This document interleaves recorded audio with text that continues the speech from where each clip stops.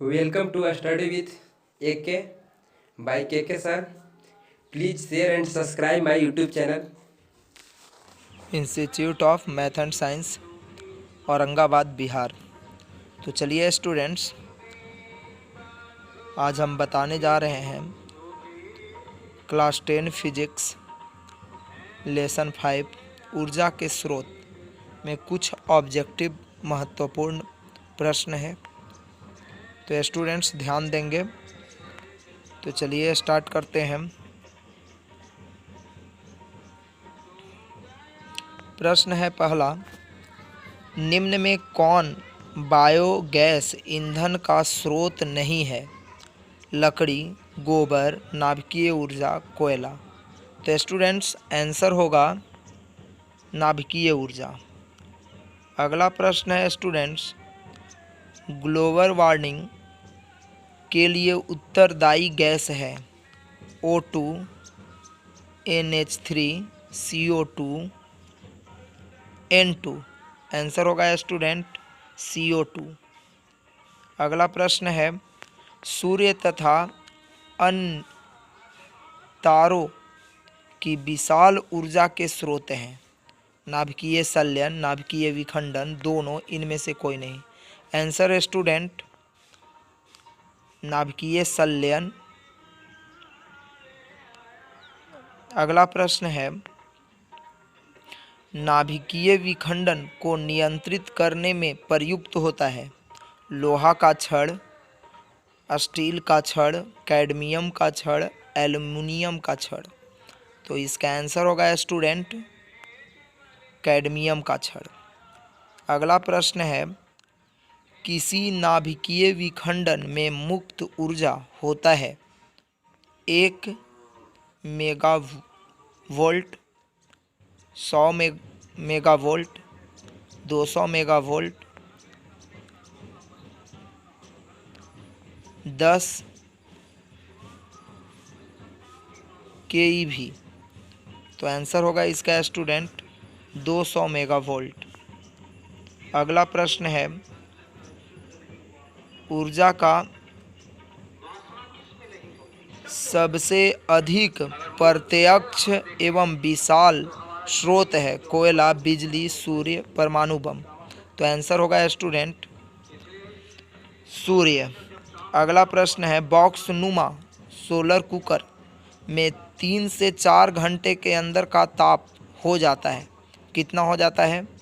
0 से 100 degree Celsius, 100 से 140 degree Celsius, 140 से 200 डिग्री सेल्सियस, 200 से 1000 डिग्री सेल्सियस।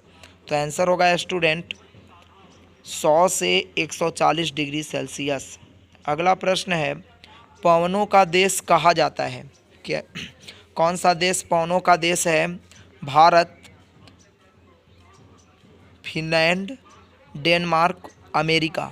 तो आंसर होगा स्टूडेंट डेनमार्क। अगला प्रश्न है स्टूडेंट, पवन ऊर्जा, पवन विद्युत जनित्र में पवन की चाल कम से कम कितनी होनी चाहिए? तो इसका ऑप्शन है student 15 kilometre per hour, 150 kilometre per hour, 1.5 kilometre per hour, 1500 kilometre per hour. तो आंसर होगा स्टूडेंट 15 किलोमीटर पर आवर। अगला प्रश्न है, जीवाश्म ईंधन का उदाहरण है? क्या उदाहरण है? कोयला, लकड़ी, गोबर गैस, ये सभी। तो आंसर होगा स्टूडेंट ये सभी। अगला प्रश्न है, प्राचीन काल में ऊष्मीय ऊर्जा का सबसे अधिक सामान्य स्रोत था? घास, लकड़ी, पवन, बहता जल। तो आंसर होगा स्टूडेंट लकड़ी। अगला प्रश्न, कार्य करने की क्षमता को कहते हैं? क्या कहते हैं? बल, शक्ति, ऊर्जा, ईंधन। तो आंसर होगा स्टूडेंट ऊर्जा। अगला प्रश्न है, गोबर गैस एक प्रकार की है, क्या है? प्राकृतिक गैस, बायोगैस, लकड़ी, चूल्हा। आंसर होगा स्टूडेंट बायोगैस। अगला प्रश्न है, नवीकरणीय ऊर्जा का स्रोत है? क्या है? नाभिकीय ऊर्जा, सौर ऊर्जा, कोयले से प्राप्त ऊर्जा, प्राकृतिक गैस से प्राप्त ऊर्जा। तो आंसर होगा सौर ऊर्जा। अगला प्रश्न है स्टूडेंट, जैव गैस एक उत्तम ईंधन है क्योंकि इसमें मीथेन गैस पाई जाती है। कितना परसेंट पाई जाती है? 50%, 60%, 70%, 75%। आंसर होगा स्टूडेंट 75%। कहीं कहीं लेकिन इसमें देता है 60% भी। अगला प्रश्न है, नवीकरणीय ऊर्जा का स्रोत है जीवाश्म ईंधन, सौर ऊर्जा, पवन ऊर्जा, विद्युत ऊर्जा। तो आंसर होगा स्टूडेंट जीवाश्म ईंधन। अगला प्रश्न है स्टूडेंट, सौर ऊर्जा को विद्युत ऊर्जा में परिवर्तित करती है। कौन परिवर्तित करती है? सौर ऊष्मक, सौर कुकर, सौर सेल, विद्युत मोटर। तो आंसर होगा स्टूडेंट सौर सेल। अगला प्रश्न है, एक उत्तम ईंधन है कोयला, लकड़ी, पेट्रोलियम, जैव गैस। आंसर होगा स्टूडेंट जैव गैस।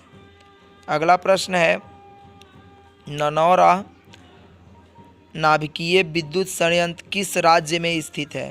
राजस्थान, महाराष्ट्र, उत्तर प्रदेश, गुजरात। आंसर होगा स्टूडेंट उत्तर प्रदेश। अगला प्रश्न है, जीवाश्म ईंधन ऊर्जा के है क्या है?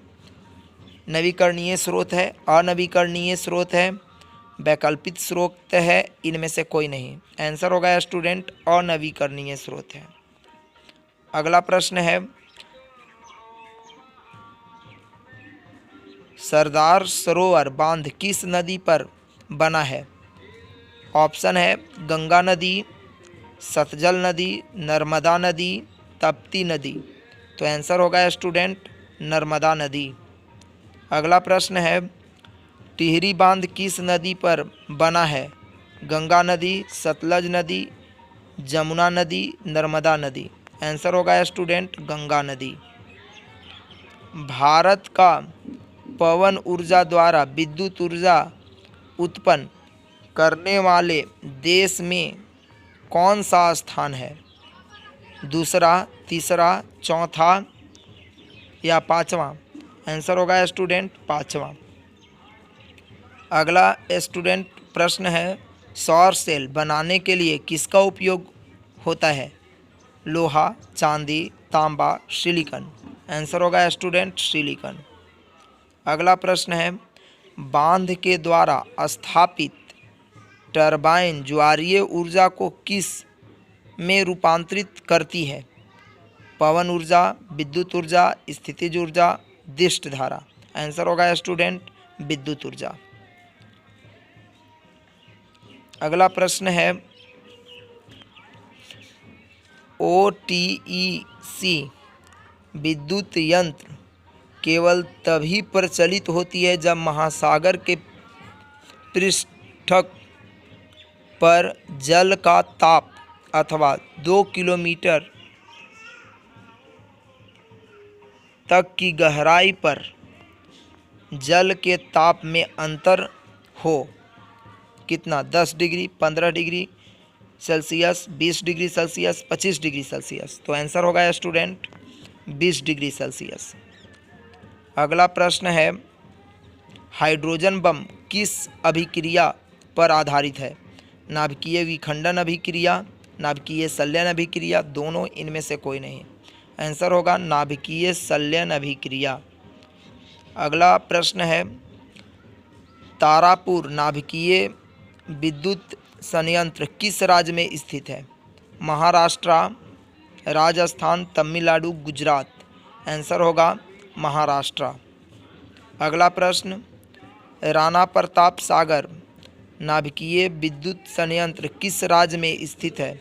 गुजरात, तमिलनाडु, महाराष्ट्र, राजस्थान। आंसर होगा स्टूडेंट राजस्थान। अगला प्रश्न है, कलपकम नाभिकीय विद्युत संयंत्र किस राज्य में स्थित है? उत्तर प्रदेश, तमिलनाडु, कर्नाटक, गुजरात।